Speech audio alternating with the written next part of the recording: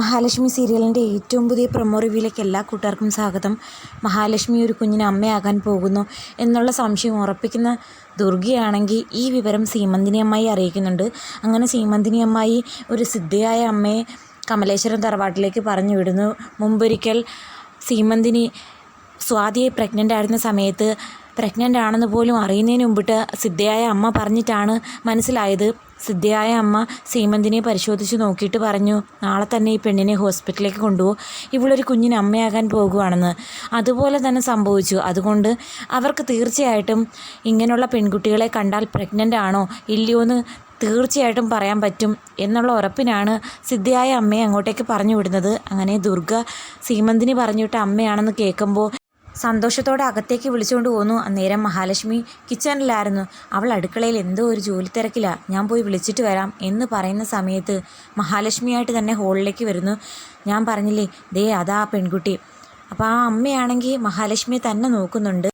ഇതാരാണെന്ന് മഹാലക്ഷ്മി ചോദിക്കുമ്പം ഇതൊരു സിദ്ധയായ അമ്മയാണ്, ഇടയ്ക്കിടയ്ക്ക് ഇവിടെ വരാറുണ്ടെന്ന് പറയുമ്പോൾ മഹാലക്ഷ്മി പറയുന്നു, ഞാനിവിടെ വന്ന് ഇത്രയും നാളായിട്ടും ഇങ്ങനൊരു അമ്മയെ ഞാൻ കണ്ടിട്ടില്ലല്ലോ.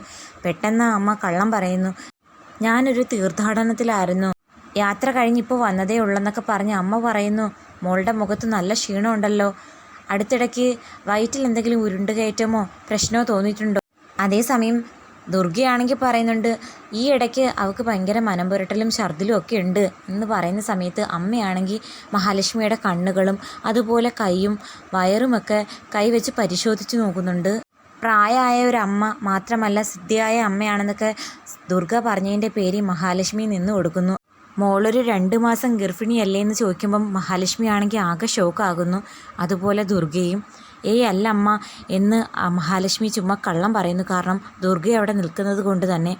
അല്ല മോളെ, ഞാൻ നോക്കി പറഞ്ഞിട്ടുള്ള ഒന്നും ഇതുവരെ തെറ്റിയിട്ടില്ല, മോള് 2 മാസം പ്രഗ്നൻ്റാ, നല്ലൊരു ഡോക്ടറെ പോയി കാണിച്ചാൽ അറിയാം എന്ന് പറയുമ്പോൾ എനിക്ക് വയറിന് ചില പ്രശ്നങ്ങളുണ്ടായിരുന്നു, തോമസ് വൈദ്യരെ കണ്ട് കൃത്യമായി മരുന്ന് കഴിച്ചുകൊണ്ടിരിക്കുക, അല്ലാതെ എൻ്റെ വയറ്റിൽ കുഞ്ഞൊന്നുമില്ലെന്ന് പറഞ്ഞ് മഹാലക്ഷ്മി അങ്ങ് പോകുന്നു. അതേസമയം ദുർഗയോട് അമ്മ തറപ്പിച്ച് പറയുന്നു, ആ പെൺകുട്ടി ഗർഭിണിയാ, അത് ഞാൻ തരുന്ന വാക്കാ എന്നൊക്കെ പറഞ്ഞ് മുത്തശ്ശി അങ്ങ് പോകുന്നുണ്ട്. അവർക്ക് വേണ്ടി കുറച്ച് ക്യാഷൊക്കെ ദുർഗ കൊടുത്തു വിടുകയും ചെയ്യുന്നു. ശേഷം ദുർഗയാണെങ്കിൽ ഈ കാര്യം ഉണ്ണിയെ അറിയിക്കുന്നു. നിൻ്റെ അമ്മായി പറഞ്ഞു വിട്ട ഒരമ്മയാണ് ഇപ്പോൾ ഇങ്ങോട്ടേക്ക് വന്നത്, ആ അമ്മ അവളെ പരിശോധിച്ച് നോക്കിയിട്ട് പറഞ്ഞിരിക്കുന്നത് അവൾ ഗർഭിണിയാണെന്നാ. സത്യമാണോ അമ്മ? അതേടാ. എന്നാലും ആ കുഞ്ഞിൻ്റെ അച്ഛൻ ആരായിരിക്കും? കുഞ്ഞിൻ്റെ അച്ഛൻ ആരാണെന്നാണോ ഇപ്പം നമുക്കറിയണ്ടേ? ആരായാലും കണ്ണനായിരിക്കില്ലെന്ന് എനിക്ക് ഉറപ്പുണ്ട്. അവൾക്ക് അവിഹിത ബന്ധത്തിലൂടെയെങ്ങാനും ഉണ്ടായ കുഞ്ഞായിരിക്കും. ഞാനാണെങ്കിൽ കണ്ണനോട് പോയി ചോദിക്കുകയും ചെയ്തു, 3 ട്രിപ്പ് പോയപ്പം ആ ലേഖയും അനന്തവും മാത്രമേ കൂടെയുള്ളായിരുന്നോ, അല്ലാതെ വേറെ ആരെങ്കിലും ഉണ്ടായിരുന്നോ? അതുപോലെ തോമസ് വൈദ്യരെയല്ല, വേറെ ഏതെങ്കിലും ഡോക്ടറെ കൊണ്ടുപോയി കാണിച്ചു നോക്കാൻ. അവൾക്ക് കുറച്ച് ദിവസമായിട്ട് മനം പുരട്ടലും ഛർദിയൊക്കെ ഉണ്ട്, അതൊരു പ്രഗ്നൻ്റ് ആയ പെൺകുട്ടികൾ കാണിക്കുന്ന പോലുള്ള പ്രശ്നങ്ങളാണെന്നൊക്കെ പറഞ്ഞപ്പോൾ ഉണ്ണി ചോദിക്കുന്നു, എന്നിട്ട് അയാൾ എന്ത് പറഞ്ഞു? അവന് നമ്മളെ ആരെയും വിശ്വാസമില്ലല്ലോ, അവളെ മാത്രം വിശ്വാസം. സ്വത്തെല്ലാം അവളുടെ പേരിൽ എഴുതി കൊടുത്തത് അവൻ്റെ ഏറ്റവും നല്ല ഉചിതമായ തീരുമാനമാണെന്നും എൻ്റെ പേരിലാണ് എഴുതി തന്നെങ്കിൽ തൊട്ട് പിന്നാലെ അവനും അവൾക്കും ഈ വീട്ടിൽ നിന്ന് ഇറങ്ങി പോകേണ്ടി വരും എന്നൊക്കെയുള്ളൊരു വർത്തമാനമാണ് പറഞ്ഞത്. മാത്രമല്ല ഈ കാര്യം പറഞ്ഞ് മേലാൽ അവൻ്റെ മുമ്പിൽ ചെന്നേക്കരുതെന്നും പറഞ്ഞ്. ഇപ്പം നമ്മൾ എന്ത് ചെയ്യും അമ്മ? തെളിവ് ഉൾപ്പെടെ അവൾ ഗർഭിണിയാണെന്നുള്ള കാര്യം അവനെ ബോധ്യപ്പെടുത്തണം.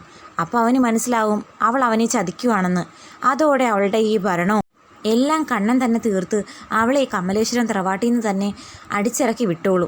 അതിന് തോമസ് വൈദ്യരെ അല്ലാതെ മറ്റു ഡോക്ടർമാരെയൊന്നും കാണിച്ചിട്ടില്ല, അല്ലെങ്കിൽ കാണിക്കാൻ അയാൾക്ക് താല്പര്യമില്ലെന്നല്ലേ കണ്ണേട്ടൻ പറയുന്നത്.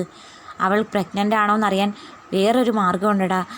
അതെന്താണെന്ന് ഉണ്ണി ചോദിക്കുമ്പം സ്റ്റെപ്പ് ഇറങ്ങി വരുന്ന അവൾക്ക് സ്റ്റെപ്പിൽ കുറച്ച് എണ്ണ തേച്ചാൽ പോരെ, അവൾ വീണ് കഴിഞ്ഞാൽ അവളുടെ വയറ്റിൽ കുഞ്ഞുണ്ടോ ഇല്ലയോ എന്ന് അറിയാൻ പറ്റും.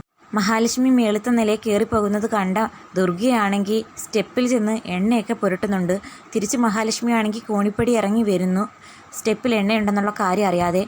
അങ്ങനെ എണ്ണയിൽ മഹാലക്ഷ്മി ചവിട്ടുന്നതും ആന്നും പറഞ്ഞ് ഒരൊച്ച വെക്കുന്നുണ്ട് മഹാലക്ഷ്മി. അത് കണ്ട് കണ്ണും മൂടി ചെവിയും പൊത്തി നിൽക്കുകയാണ് ദുർഗ, ഈ കാഴ്ച നേരിട്ട് കാണാതിരിക്കാൻ വേണ്ടിയിട്ട്. എന്നാൽ മഹാലക്ഷ്മി വീഴത്തൊന്നുമില്ല, തെന്നുന്നെങ്കിലും തക്ക സമയത്ത് കോണിപ്പടിയിൽ പിടിച്ചു നിൽക്കുമായിരിക്കും. എന്തായാലും ദുർഗ വിചാരിക്കുന്നത് പോലെ മഹാലക്ഷ്മിയുടെ വയറ്റിൽ വളരുന്ന കുഞ്ഞിനെ ഒരിക്കലും ഒന്നും ചെയ്യാൻ പറ്റില്ല. ആ സിദ്ധയായ അമ്മ തന്നെ പറഞ്ഞിട്ടുണ്ട്, ഒരുപാട് പ്രതിസന്ധി ഘട്ടങ്ങളിലൂടെയായിരിക്കും ഈ ഗർഭകാലം കടന്നു പോകുന്നത്. എങ്കിലും ആരോഗ്യമുള്ളൊരു കുഞ്ഞിന് തന്നെ മോള് ജന്മം നൽകുമെന്ന് അതുപോലെ തന്നെ സംഭവിച്ചിരിക്കും.